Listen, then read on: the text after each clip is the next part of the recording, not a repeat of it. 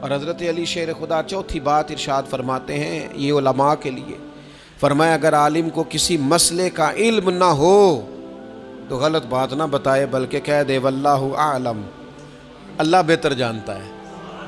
یہ بات یاد رکھیں، جس بات کا پتہ نہ ہو، جس کی خبر نہ ہو، جس پر عبور نہ ہو، اس بات کو آگے بیان نہ کیا جائے اور کبھی بھی غلط بات نہ بتائی جائے۔ یہ حضرت علی شیر خدا ہمیں سبق دیتے ہیں۔ اور پانچویں بات حضرت علی شیر خدا ارشاد فرماتے ہیں، یاد رکھنا ایمان میں صبر کی وہی حیثیت ہے جو جسم میں سر کی حیثیت ہے۔